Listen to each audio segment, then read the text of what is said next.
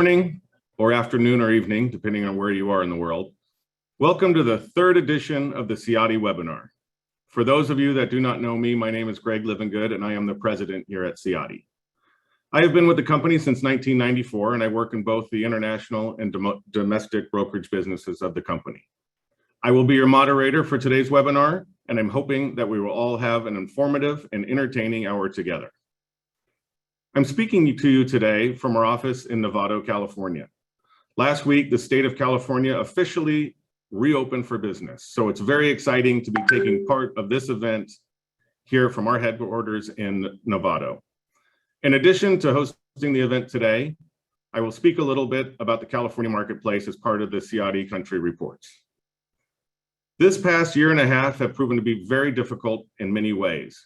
We are all moving forward together. And now there are some signs that things may be improving in many parts of the world. Hopefully that momentum will continue and we will gain the upper hand on this pandemic in the months ahead. Here at Ciatti, we've been very busy over the past year and a half. The bulk wine and grape markets have been very active and our global team has worked hard to stay up with the activity level of our customers. We want all of you to know that we very much appreciate your business and your support over the past 18 months.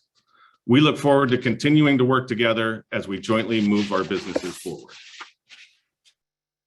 As we all work to take advantage of the many opportunity out there in the wine world, we are today facing many challenges. For the program today, in addition to talking about the global bulk wine market, we will focus on one of the biggest challenges that we currently face in the industry, global logistics. Our guest today comes from Hillebrand Global Beverage Logistics. It is our hope that this will be an opportunity to hear about many of the causes of the turmoil out there in the ports and on the high seas. The logistics report will be followed by several short country reports from a few of our Ciatti team members. Finally, we will finish the program with a quick Q&A session where hopefully we'll be able to answer all of your questions. As always, we do appreciate all of you taking the time to tune in and for listening to what it is that we have to say. As previously mentioned, our guest and first speaker today is from Hillebrand. Emmanuel Olivier is based in France, where he lives in the heart of Burgundy's Pinot Noir and Chardonnay vineyards. Emmanuel has been with Hillebrand since 1998. He has always been involved with key accounts, pricing, and freight procurement. For the past 10 years, Emmanuel has been leading the global ocean freight procurement team responsible for the group's carrier policies, strategic partner relationships, and contract negotiations. Emmanuel's team consists of 8 strategic global trade managers and a network of country procurement specialists. And with that, I turn it over to Emmanuel Olivier of Hillebrand.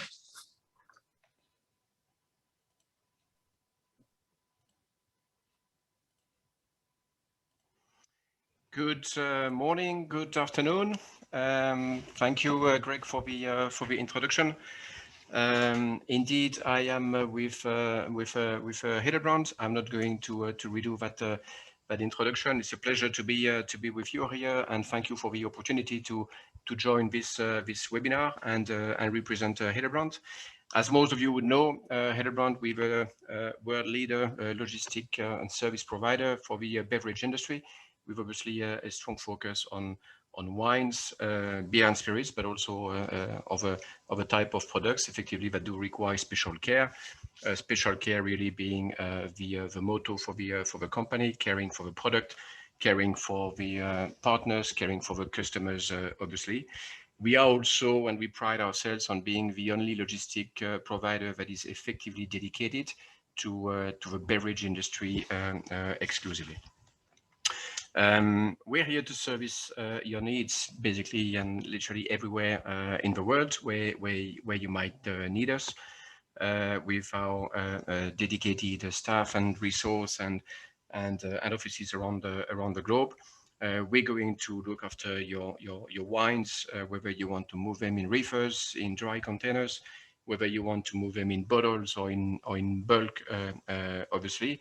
And when it comes to bulk, I just take the chance to remind that also Hillebrand is designing and manufacturing our own flexi tanks. We're not relying on any which third-party supplier, really with the ambition and the aim to offer end-to-end and top quality controlled solutions.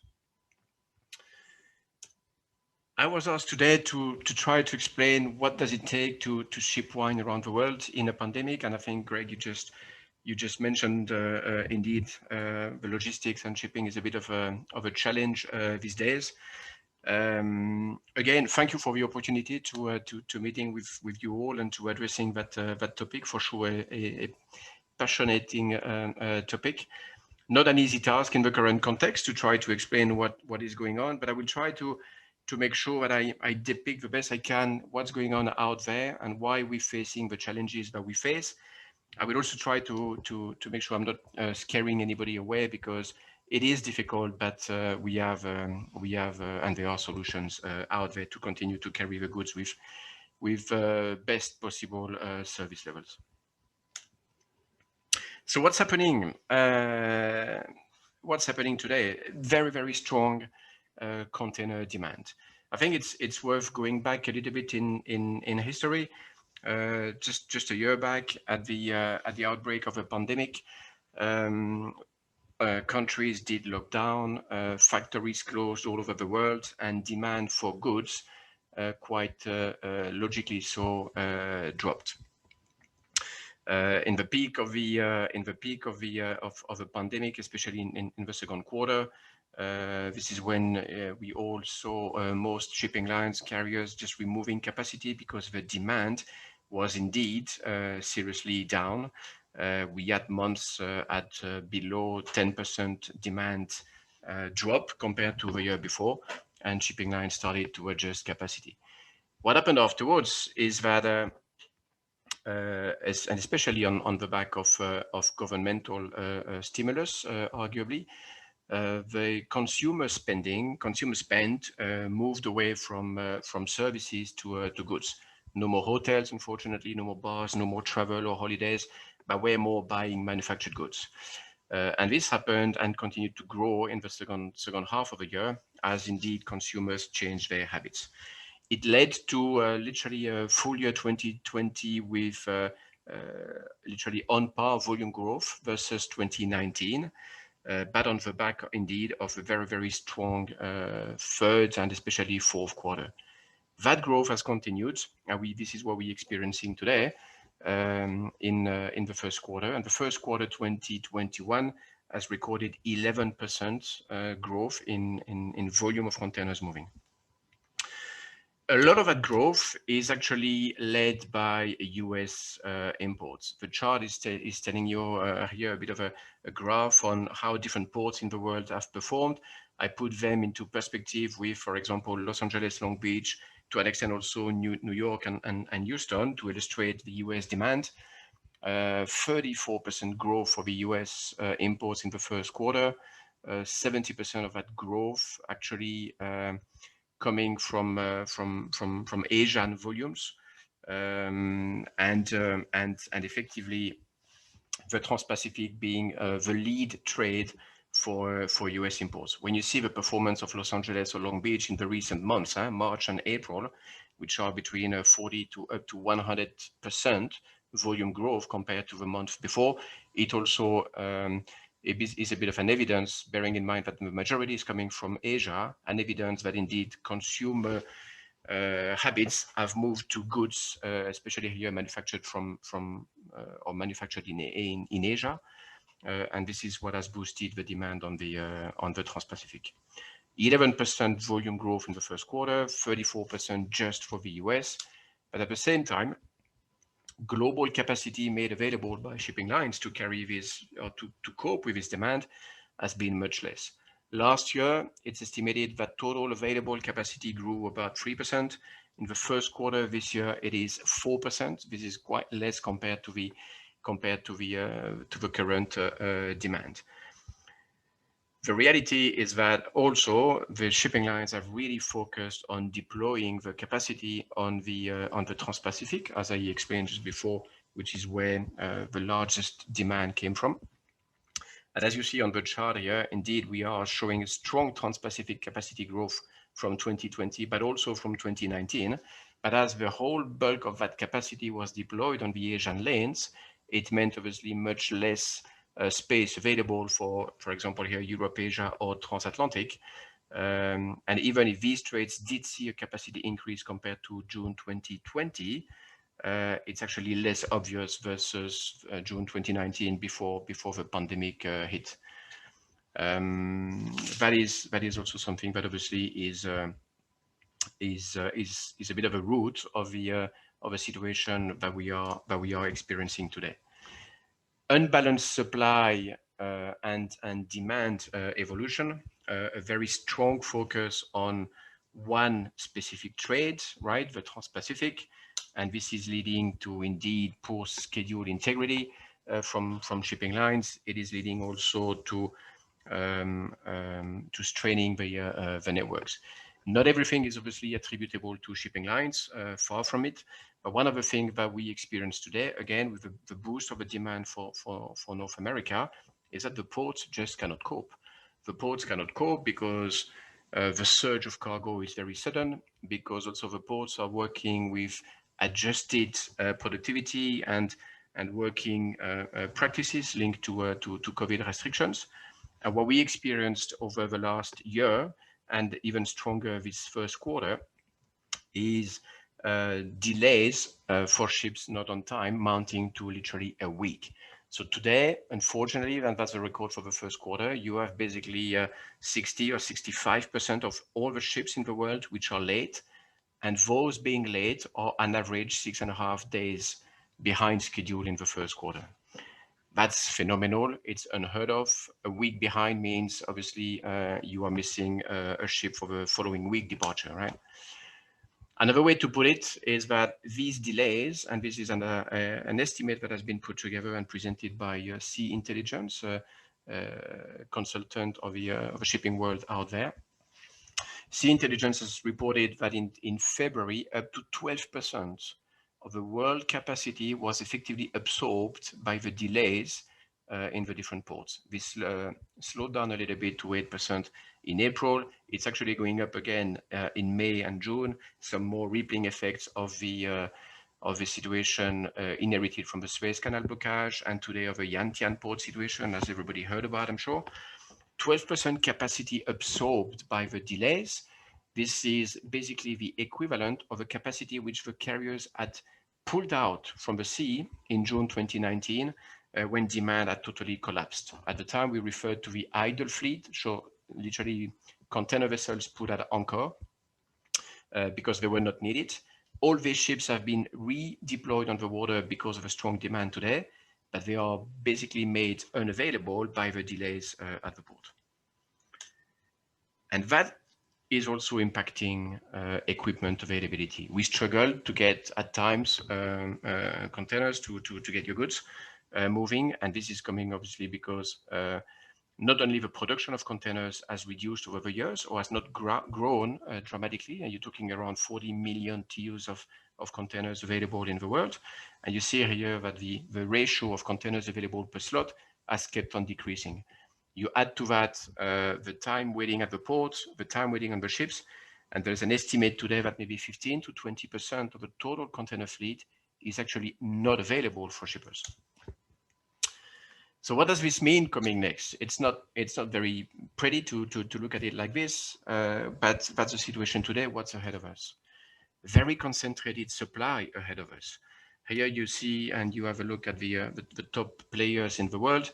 By 2023, if we include all the ships which they do have on the order book, these top carriers will control 85% of the world capacity. It means that options are limited. There's nothing new, arguably, but the share of capacity that is effectively controlled by the top carriers, top operators, is getting larger and larger. At the same time, we foresee a little capacity increase ahead. Besides, there is demand. It's going to take time before indeed greater capacity is available. Not that more capacity would actually ease up the port's congestion, right? But at least it would provide maybe a bit more regularity and better visibility for shippers as to when they can indeed get guarantees for the cargo to get on board.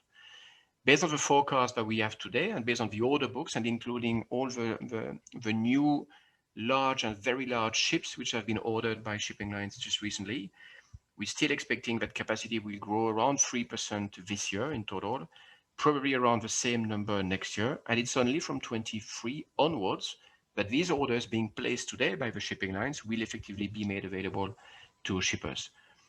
So a concentrated market, low capacity increase ahead, and at the same time, pretty enthusiastic forecast.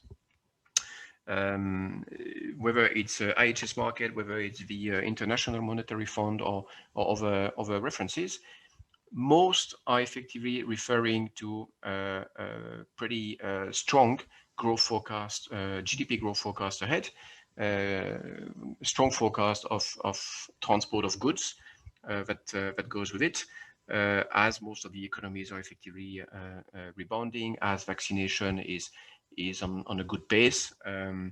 So strong expectations. Most shippers, most commodities, most segments, most verticals are rather optimistic for demand coming next. This is echoed by these industry KPIs. So I repeat, concentrated supply, low capacity growth ahead. Do we get enough capacity to cope with demand? Question mark. And at the same time, it seems that demand is not fading away and the growth remains very strong in terms of forecast. And at the same time, this is all leading, or not at the same time, but this is all leading to a series of different costs, which are effectively for the ship operators increasing. Terminal costs in the ports are increasing. Equipment costs are increasing. When we say equipment, it's about positioning containers from one place to the next where they are needed, but it's also the cost for manufacturing new units to replace and to grow the existing fleet that is available. Fuel costs are increasing. Hinterlands, depots, trucking, logistics are increasing as well. Charter rates are increasing like we've never seen. Charter rate, again, the ship owners can be either the shipping line themselves or they charter the vessels from ship owners themselves, whose job is to manage a fleet of ships, but they don't operate them themselves. And this is around 50% of the world capacity, and that capacity is made available to shipping lines. Obviously, depending on how much ships are available or not, as the influence supply-demand on the cost of a ship per day. We have seen today that 0% or there is zero basically unused vessel out there. So if you want to rent a ship, if you want to charter a vessel, it is just not available, or very, very, very limited. This is why shipping lines have been ordering new capacity lately. But when ships get available because they are out of a former charter contract, as you see here, and especially for the large vessels, the costs have more than quadrupled in basically a year. A recent example, recent instance of that penury of vessels, but also that frenzy for vessels. A recent deal was reported to be signed at $150 or almost $150,000 a day. So obviously, this is cost which the shipping line or the ship operator have to take on board, and that has an incidence on the ocean freight rate levels. And indeed, as much as I hate to say, but I think we have to be conscious that in that context of, again, concentrated supply, potential chronic lack of capacity because strong demand ahead and slow capacity increase, and when ocean operational costs continue to increase, the impact on freight levels is very obvious. You've all heard about specific rates going to $15,000, $20,000, $25,000. It is just a reality. That trade index here, but there are other sources which obviously are available, are making this illustration of a situation here on different trades. Whether you're talking for a 40-foot, but I could also use a 20-foot equipment for which the situation is actually probably more severe, because the shortage of 20-foot equipment is actually more pronounced than for 40-footers. This is not where carriers were investing in the past. It is across the board and on all the east-west and south-north routes. All of this is obviously, again, inherited to an extent from one specific trade, the Trans-Pacific, that has a very, very strong demand boost. That is effectively fueling congestion in the port, as we're seeing in Los Angeles or in Oakland, for example, and has a domino effect because it eats up capacity and it eats up equipment. It cascades with undercapacity on other trades, which have nothing arguably to do with the USA or with California, but it provokes undercapacity on these trades as well. Irrespective whether these trades are also facing a strong demand. Supply-demand imbalance, and the rates continue to increase. Where next, therefore, and I'll try to conclude with this. It doesn't mean that everything is broken. It is challenging. Indeed, we have, and we're all facing delays, and supply chains are disrupted, and it is complicated to get all the guarantees that we were used to.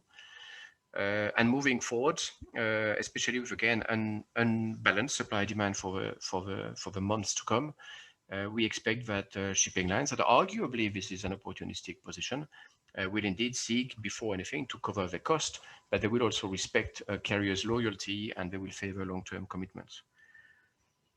For you, for us as shipper, what should really be the priority to make sure that we deal with least possible disruption of our supply chains is to no doubt increase inventory, is to provide the best forecast possible. And we all know this is a complicated exercise, but reliable forecasts will help anticipate equipment needs and therefore position equipment, lock allocations, and secure spaces.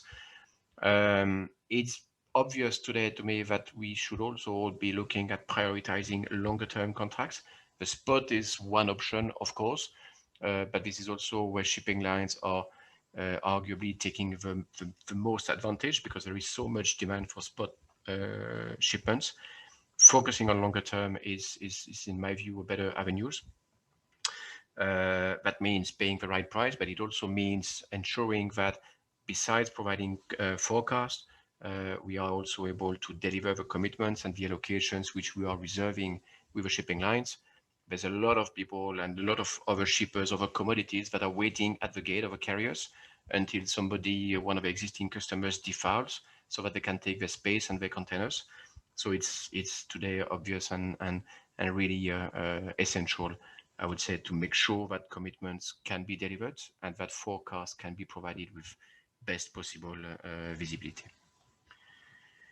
That would be it from me. Thank you for the attention. Again, I hope I've not scared anybody away. It's not a simple landscape. I try to keep it meaningful without boring with too many details. Okay, Emmanuel, thank you very much. That was excellent. Thank you for that report. There was a lot of information packed in there. So thank you. Well, first of all, I would just like to mention, if you have any questions, feel free to pop those in the Q&A section of the webinar here, and we will work to get those answered at the end of the program today. So we will shift forward now and talk about what's happening in the bulk wine world, and we'll do some Ciatti market presentations. First up today with the country report will be Petri Morkel of Ciatti, South Africa. Petri is based in Stellenbosch, which is part of the Southern Cape near Cape Town. Petri has been with Ciatti since the beginning of 2009. In addition to being a broker, Petri is trained and qualified as a winemaker. Petri manages Ciatti South Africa and is in daily contact with our international buyers as well as our many South African suppliers. Petri, with that, you can take it away. Good morning, good afternoon, and good evening. It's definitely interesting times again here in South Africa. It seems now this is more the norm than something new. And it can be challenging or exciting. And in South Africa, we tend, or in Ciatti also, we tend to more look at the exciting part of this. To talk about the last year, or 2020, will actually be a very quick discussion, because it wasn't such a great year for South Africa at all, with our extended lockdowns and alcohol sales bans locally and slow exports. It really wasn't a good year for our markets. We are now fully into the 2021 vintage harvest sale. We had a decent, very good crop this year of just over 1.4 million tons, which is closer to the 10-year average.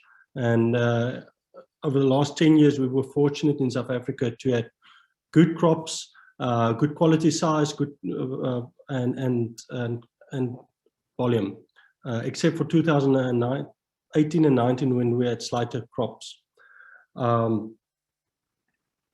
If we look at the sales of South African wine over the last 12 months, as said, the domestic sales were down last year because of these very harsh alcohol sales bans, and we were at 326 million liters sold in South Africa. The exports were quite down during the year of 2020, but picked up at the beginning of the year, and we're sitting now around about 356 million liters, of which 210 million liters were sold as bulk. Bulk usually is around about 60 to 65% of the export market, and therefore bulk is a very important part of the South African business. If you compare these exports with the very good year of 2017, where we had 453 million liters, we can see 453 million liters why we have a slight bit of a stock issue in South Africa. This stock issue was mainly helped on with three very different situations within a 24-month period. At the beginning of 2019, we were going into another short crop on the back of 2018, which was a short crop. Wineries and sellers of wine here sort of held the wines a little bit back, thinking pricing was going to go up. And in that stage, a lot of international buyers were looking elsewhere and doing deals where the wines was available. This went on into 2020, where we had a decent crop and very low market interest, because these buyers and big labels were already sourced from elsewhere. Unfortunately, this trend went on during the whole of 2020, plus the compounded effect of the slow local sales. We had a very big stock level carrying over by the end of 2020 onto 2021, with a big crop or normal crop coming in this year. At the beginning of the year, the market interest was slow, but we see some very good renewed interest at this stage. With these stock levels, there were some good things coming out of that, and people are really looking into how to get new business, talk to buyers, see what they want, how they do it, and then how do we create new business for the future. If we look at our export potential out of South Africa, in a normal year, I believe we can easily do 500 million liters of wine exported, of which easily 350 million liters can go out as in bulk. We've got the international varietals. On average, every year, bulk wine is about 35%. Exports of bulk wine is 35% of the total sales out of South African wines, locally and internationally. If we look at the breakdown on how our varietals are made up, white wine is around about 65% of the makeup of our wines on a normal production year. Chenin Blanc and Colomba is the biggest part of those white varietals. Chenin Blanc keeps on being an interesting, potentially business. We've seen good sales of normal, clean, good, fresh Chenin Blanc in South Africa, and we hope that trend catch on somewhere else in the world. Also, some good sales of premium Chenin Blanc, so there's definitely opportunities. We also have Sauvignon Blanc and Chardonnay, except maybe for the last few months, where there was a very big interest of Chardonnay and Sauvignon Blanc out of South Africa with the change in availability elsewhere in the world.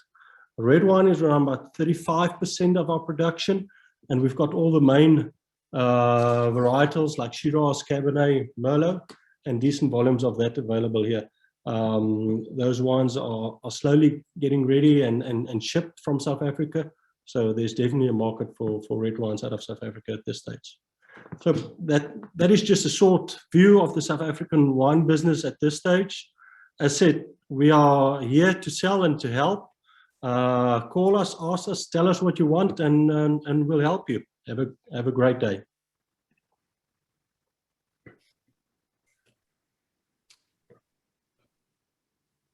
Okay, Petri, if you will unshare your screen, we can, there we go. Thank you, Petri. That was very interesting. Thank you for that.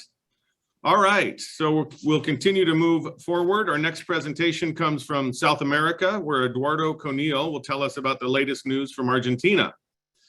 Eduardo Conil is the manager of Ciatti Argentina. Eduardo has an international business degree from Mendoza University. In his career, Eduardo worked at the Argentinian Embassy in Santiago, Chile, and later as export manager for Santa Ana Winery in Mendoza. Eduardo joined Ciatti in April 1998. Eduardo, you have the floor.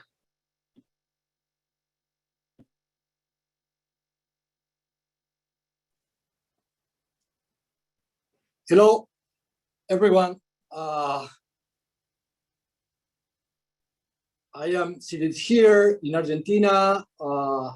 We have had a very good 2021 harvest, even though it was challenging due to different factors. So one of them was the frost last year in October, and then during the harvest, some rains that affected the crop during February, mostly end of February.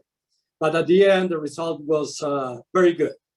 We collected 2.22 million tons in total, which was better than last year and also better than expected, because due to the problems that we faced, we were expecting a lower crop under 2, but at the end it was pretty good.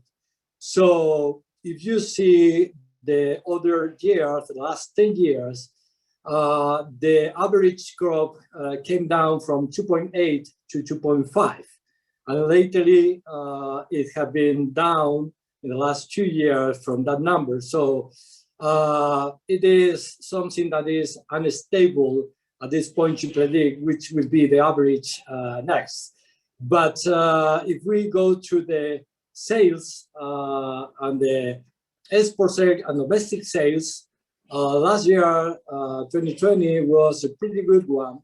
We had an increase in export sales and also domestic sales, which was very unusual since we were in a trend down since the 80s in domestic market sales. Molly, could you change that, please?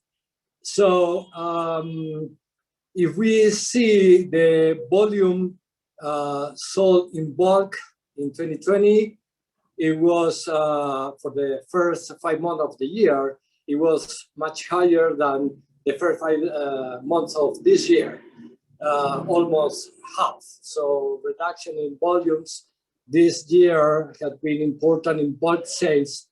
And also the composition of the bulk sales, because we did sold a lot of genetics, white and red last year, and this year those volumes are down due to the price increase that we faced during the harvest.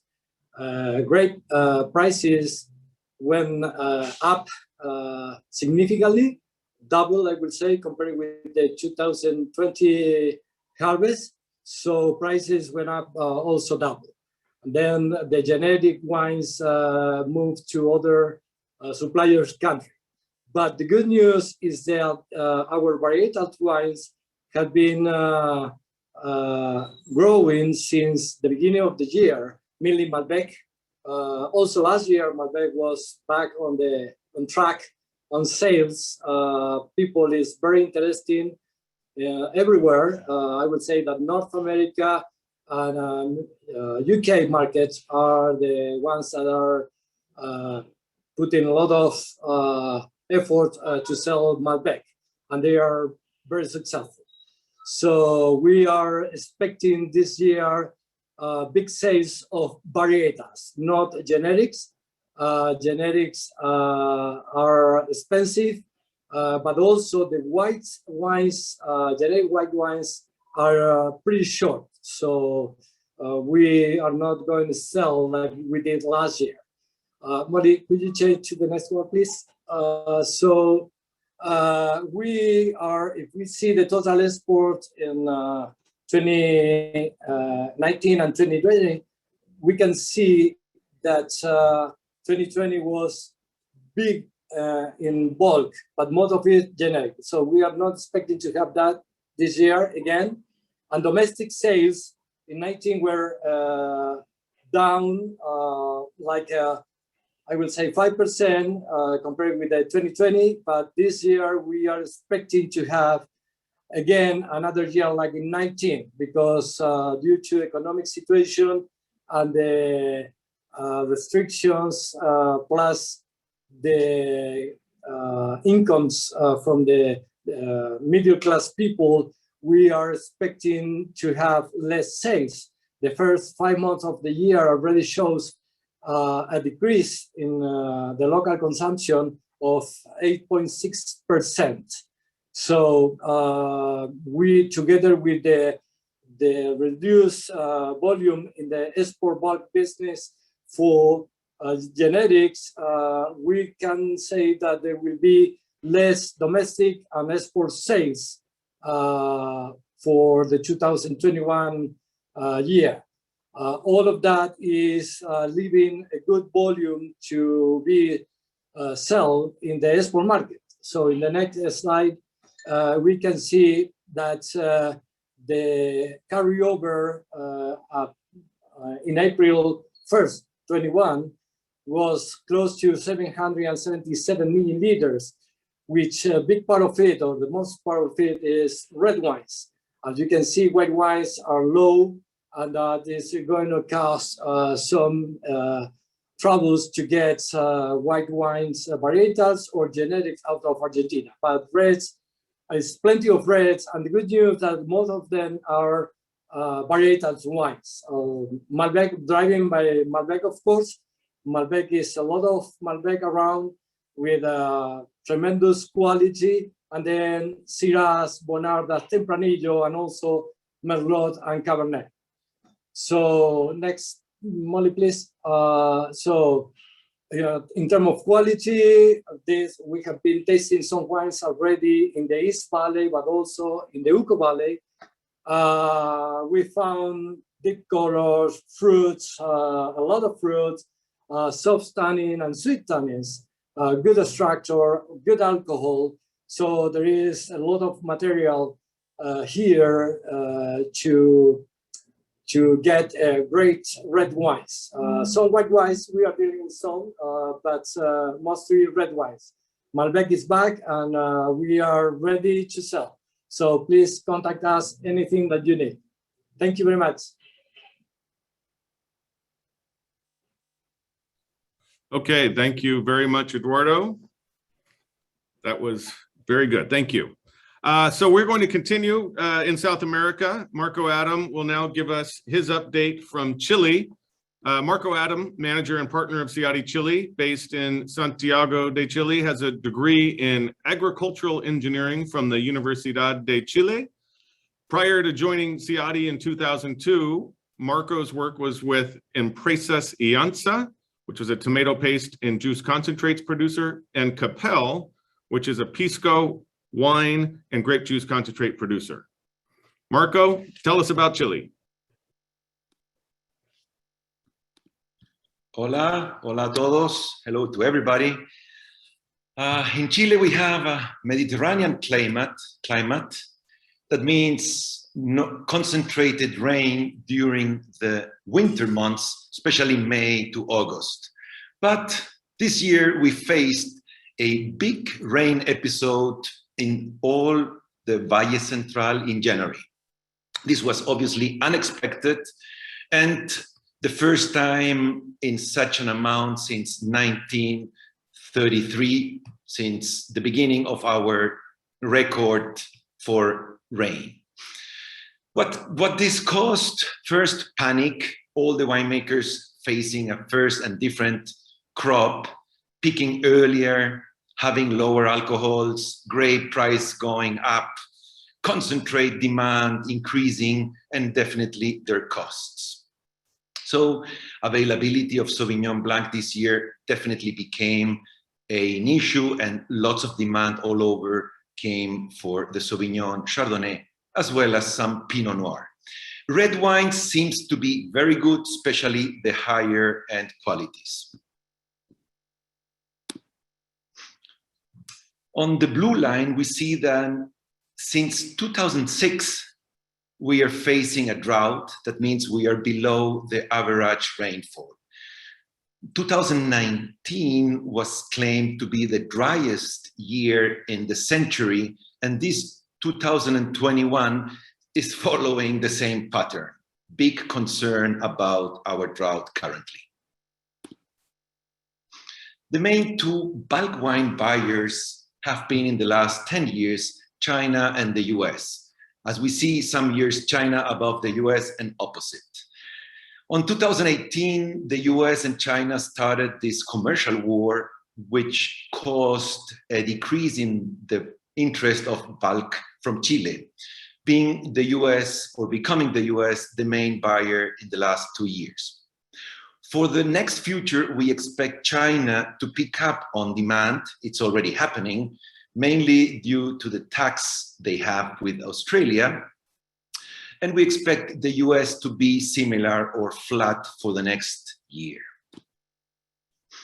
The first 4 months of this year, from January to April 2021, compared to last year, we already see an increase of 54% from China for bulk wines and a slight decrease from the US. This US decrease is also linked to the problem in the West Coast and its containers. China seems to have less problems on containers, so the reason of our expectation to be China still growing and the US probably flat. There's lots of wines from the US contracted down in Chile that are looking for space in the vessels to leave this country. One of the fears of our buyers when they move around Chile and see other species being planted and growing next to the highways is that the vines might decrease. We see a small decrease of 3.9% on the surface since 2015. We consider it very small, thinking that in the last 22 years, we doubled the planted area. That was since 1997 that the surface has doubled. New plantations are coming, new vine plantations, especially driven by the big wineries that are looking for mechanized crops, trying to get higher yields, and definitely being able to pick on the right time. The species that have been growing in their surface have been hazelnuts, and we expect them to continue to grow. They are mainly being planted in low quality soils and they are mechanized. Walnuts are also mechanized and the expectations are to continue on growth in surface. Kiwi has been flat in the last years, but we will see definitely an increase in surface in the next 5 years. Cherries, probably the fastest growing fruit in the last years, should continue to have this growth trend, but will be definitely linked to the hand labor. Hand labor on cherries is very demanding, and it has been probably one of the reasons that it should start to slow down.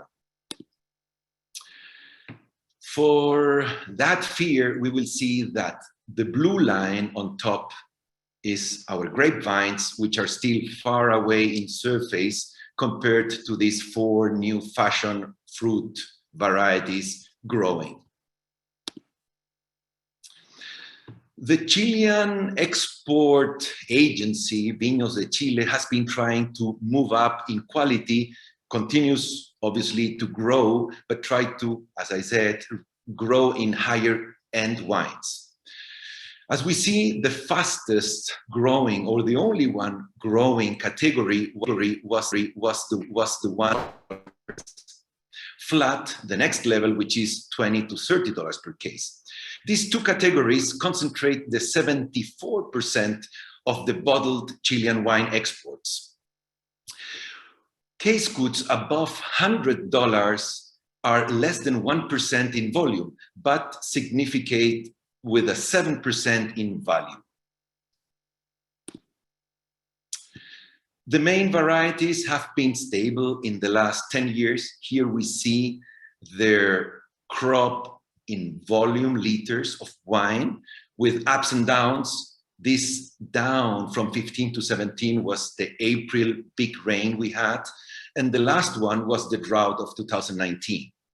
As we see, Cabernet is by far the largest variety, but opposite to 20 years ago, where Merlot was the second, Chardonnay the third, and Sauvignon Blanc was number 4, the last 10 years and more, Sauvignon has been consistently gaining his position of being the second largest variety, followed by Merlot and Chardonnay.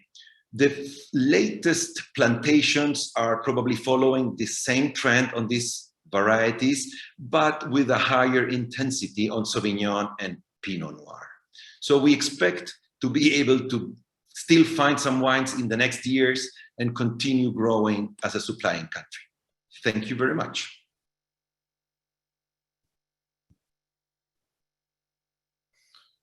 Okay, Marco, thank you. That was great. Now I will quickly go through what's happening here in California. And should be good here.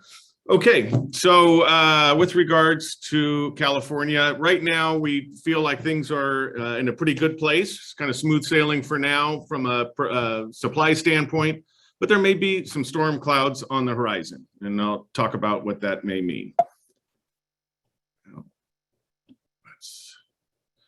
Okay, so just to talk about how we got to this place. In 2017, the market was essentially balanced.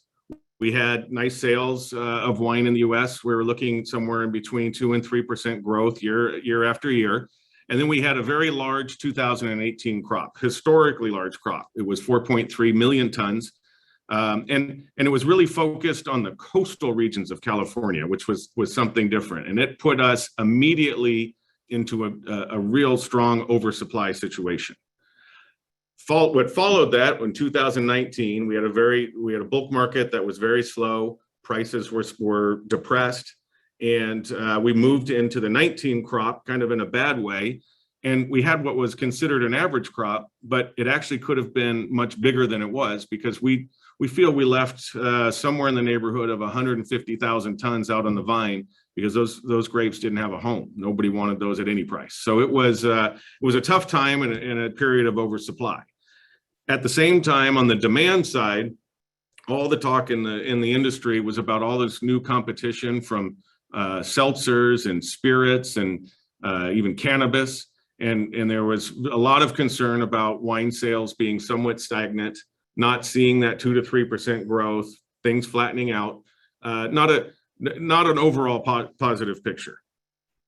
As we moved into 2020, in the US, the lockdowns essentially from the pandemic began here in March. And we did see a little bit of a jump in demand at the retail end as people moved to off-premise and started spending more time at home. And that certainly helped the bulk wine demand in the lower value end of the market. So we saw a lot of demand for lower priced wines from the coast and from the Central Valley. And as we moved through 2020 and we started looking into the summer, and when our crop started coming in, it was obvious that yields were going to be a little bit down and the crop wasn't going to be as big. There were still some still good signs in the bulk market as wine was pushing through, but it was still oversupplied. Then the wildfires broke out starting in August, and things really changed here in this market. The big buyers out there decided that they were going to have to make a play on the inventory that was sitting in the market from the 18 and 19 vintages in order to replace what they thought they might not be able to use from 2020 due to smoke issues in the crop. And so as we moved into 2021, we really started with a much lower bulk inventory than we had starting 2020, much healthier marketplace. The grape and bulk markets were very strong, prices were better, and things started to feel pretty good. Since that time, the bulk activity has been on a sustained run. Prices have held strong. We've seen the grape market be very strong. So it's been a pretty good year up to this point. Today, we would say that the market maybe is slowing just a touch. That's, some of that is seasonality. The other side of that, we do see buyers, and we talk to buyers all the time that are telling us about their sales number on the street, and they're maybe re-examining their positions going forward, and they're just slowing down just a little bit. What I'm showing you here with this graph is it's kind of an internal look at our inventories and what we see. And this really depicts what we would consider to be a pretty healthy inventory for a balanced market and a healthy market. You can see we came into January with pretty low inventory on most varietals, certainly much lower than what we saw in previous years, in the previous 2 years. And we built inventory as the 2020 wines hit the market, kind of hitting a peak in March as expected. And then very quickly, buyers took advantage of those new wines out in the market, and we saw inventories decline as they should going into this harvest. So as we look at this, we would have to say, as we sit today, we're sitting here in a balanced position.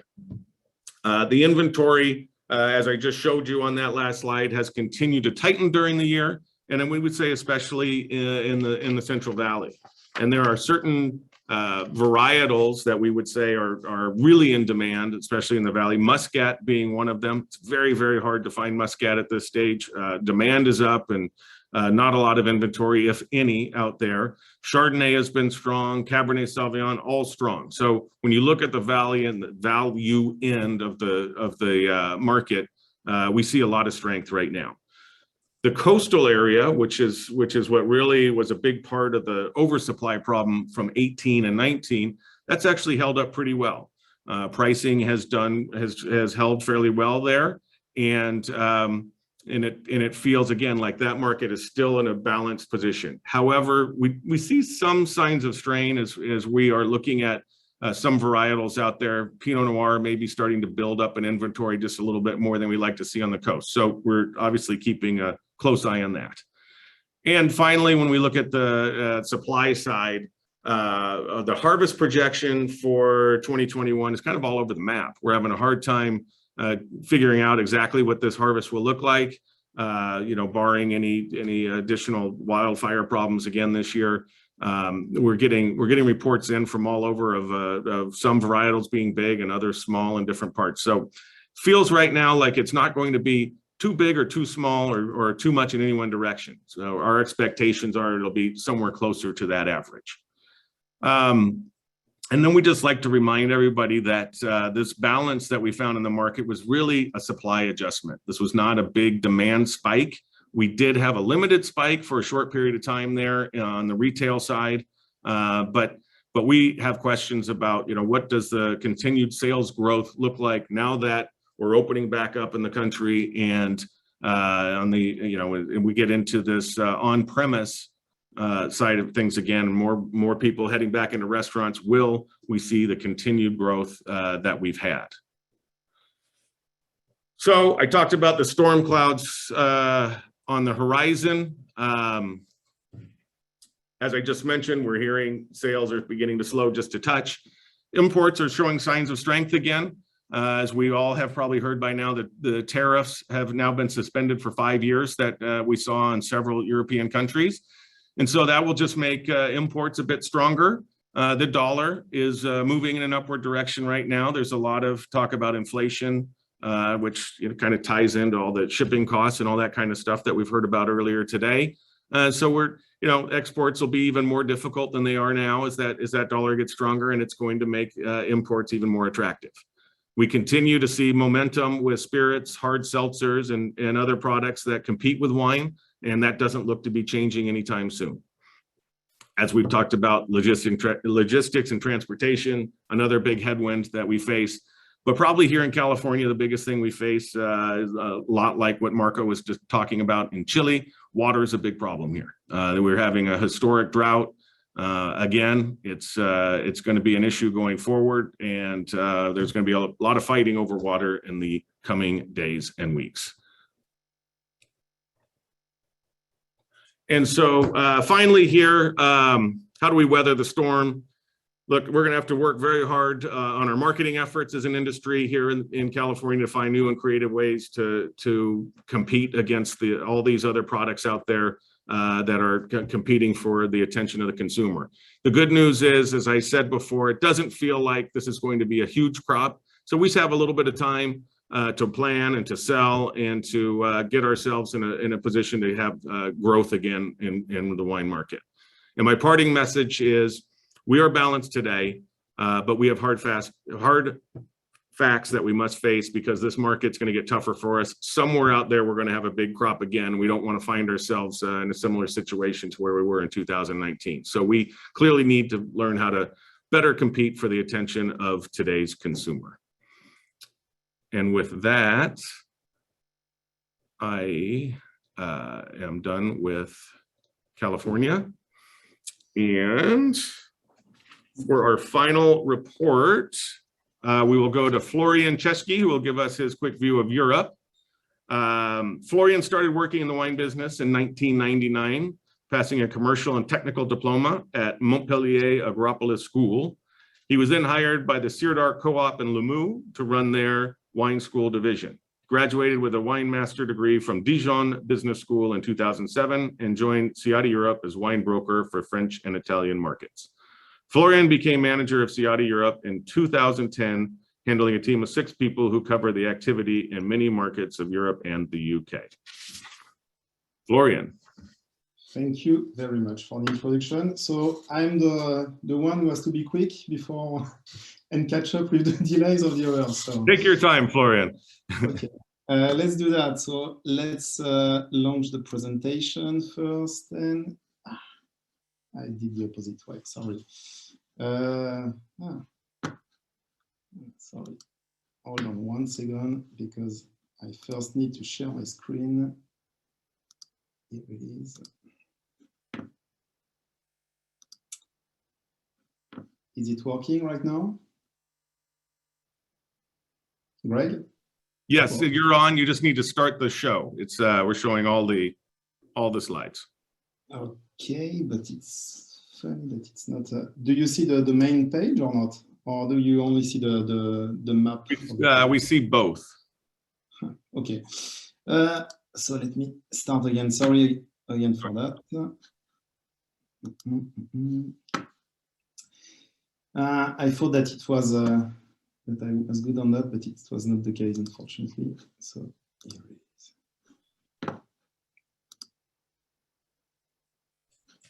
Okay. Well, I do this way. So let's make a quick overview first about the COVID and the pandemic. So for those of you that are not in Europe, just give you a little bit of background. So most of the European countries actually are ending with the lockdown and the restrictions. Curfews are almost ending in most of the countries by the end of this month. French Prime Minister actually announced with 1 week in advance the end of the curfew and the fact of not wearing the mask anymore outside. So it was almost a week ago. Many of the European countries are reopening their borders to welcome summer tourism, and actually it's something which is highly expected by countries like Spain and Italy, for instance, where the turnover coming from tourism was pretty important. On the same side, most of the restaurants and the bars have been reopening this month with half capacity in many countries and full capacity on the terrace. So we can definitely expect a large growth of the on-trade channel for the coming month, with probably a better loadings of the loadings in the cellars of the premium wines, so the organic and different AOP wines. So quick update also about the European market. Important news to comment. Soccer Euro is starting for 1 month. Allez les Bleus, by the way, for tonight. And an important fact that Greg also mentioned, the EU and US war for the tariffs is been ending for 5 years. So it's good signals for most of the countries and most of the exporters. So having a quick view about France, flooring in Languedoc has been since April 1st, suggests that probably the vineyard is recovering well. We actually the forecast for the loss is especially in the Languedoc looks to be lower than initially announced. We were talking about -30 or -40%, and actually it looks to be more -20%. So it means that probably for, and I will say that beside that, it was, we are expecting that probably the varietals that were starting earlier, like Chardonnay and Pinot Noir, may suffer more than the others. But for the other varietal, it should be okay. What is sure on the other side is that we will be having a huge war and a huge lack of generic white wines, because Gascony and the Cognac region are not catching up, and we know that the two largest players want to start the war in these regions to make sure that they are able to catch up with their needs for next year. So about an overall figure, we can say that probably for the 45 million hectoliters that we are usually producing, we should be more around the 30 to 35. Next one. Speaking about 2021, beside the volume itself, what is really important is to notice that the quality may be a pretty important issue for next year. We have been actually receiving a lot of interest from China recently over the last 2 months. But actually, most of the wine that used to be sold as bulk from Australia in the past, so the kind of high alcohol content and high level of color, higher points of color that Australia used to supply, we have been able to find some good qualities and good lots in the market. But we are almost sure that next year it's going to be a huge challenge to find that for the 2021 vintage for the reds. Regarding the situation of the 2020 IGP, most of the varietals are sold out, and we still have a lot of, I would say, good commercial quality Merlot, Cabernet, and Syrah reds, and and there are still some good amounts of rosé, even if the top quality rosé, like the premium reds, are already sold out. For the generic wines, so the Vin de France category, we still have some availability, but the prices went up by minimum 5 to 10 cents per liter since the frost happened. Just a quick comment about that. It's funny to see that from the beginning of 2020, we were almost expecting to have a new distillation plan coming, but right after this frost, it's almost as if everything was sold out. So I mean, between that, the fact that the tariffs were ending, we have been receiving a massive amount of orders, and actually the loadings are also following at the same pace. Regarding Italy, the demand continues to be strong, and the prices are going up in most of the appellations. We are publishing every month in our reports the the report of Prosecco sales or Pinot Grigio bottling, and they are experiencing a huge increase over the last from the beginning of the year. And I think the latest figures are also registering another increase for Prosecco. So we should actually end to the release of another amount of wine that was initially supposed to be stored as the reserve. So that it clearly shows that their sales have been consistently growing over the last month. And the demand is also high, not only for the wines produced in the north, but also in the south, like the Primitivo, all the Appassimento styles. Rossissimo, I mean, are booming. So we are clearly expecting an overall increase of price, and probably more interest from the Italians to look after generic wines out of Spain, or concentrate or sulfited must. Speaking actually about Spain, I would say it's funny, but they have been pretty smart actually, because from the moment frost wave hit France and Italy, they immediately receive a larger amount of requests from those two countries, and the price quickly but increased and stay about 20% higher to what it was before the frost. However, with the latest visit that we are doing in the vineyards, we can clearly see that Spain received a lot of water and in a constant way over the last month. So their 2021 crop should be good, and I will say probably one of the largest of the last 5 years. Even though, I mean, we are clearly see that the many Europeans are now almost covered, and actually, we are checking to see if more international countries and on a longer distance can be interested by Spain from now on. Regarding the situation for the varietals, it's really limited, and we are already talking about a pre-harvest contract for next year, because certainly the French buyers or even the international buyers will try to find an alternative solution for the supply of key and tricky varietals such as Chardonnay, for instance. A few things about I don't know if it's a pre-conclusion, but talking about logistics, that's sure that we are expecting more and more delays on the export of the containers, creating kind of hectic situation for buyers and sellers.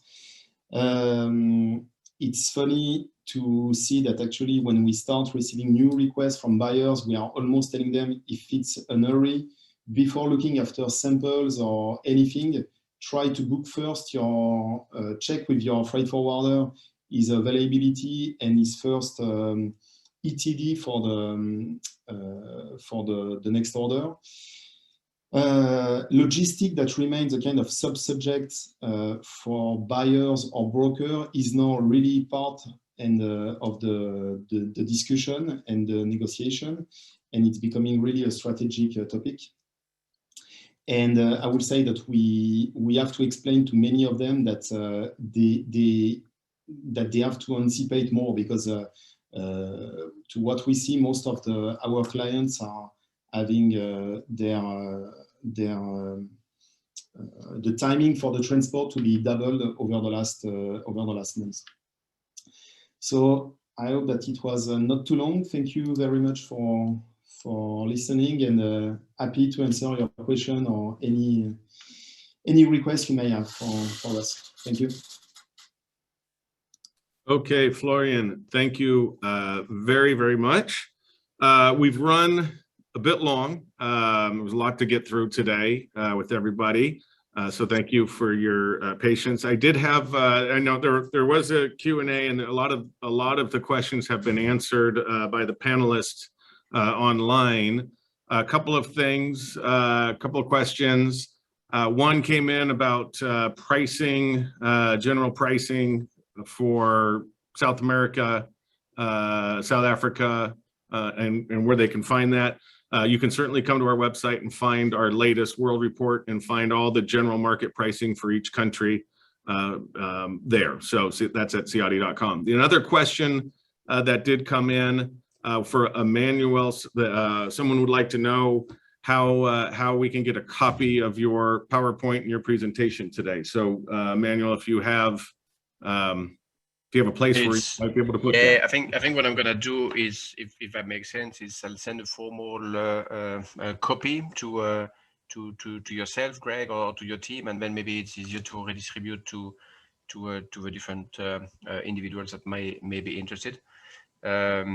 Just, and it's not to do any promotion here, but I will also release actually tomorrow a more detailed industry update that has a bit more text, more graphs, but it's something also that can be discussed with our teams locally, and you can receive from our sales organization in your country. It's going to be a bit more in-depth details onto what's happening. So that's also an option.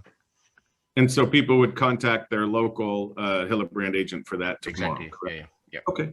Excellent. It's likely also that it will be released on our website and some of the social media channels that we use. So it's going to be a bit of a wider access, but easiest will be via indeed your local contact at Hillebrand.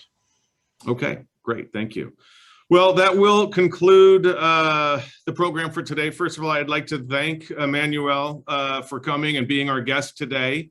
Thank you to the people at Hillebrand for making him available. That was really fascinating to hear what you had to say, and I saw that there were a lot of questions about the future of transportation. So it's on everyone's mind. So thank you very much for joining us. Thank you for inviting. And I'd like to thank everybody on the Ciatti team that took the time to put your information together and make this all happen and make it a successful webinar. So thank you to everybody. Enjoy the rest of your day or your evening, and we will see you next time. We hope to hear from you soon. Thanks.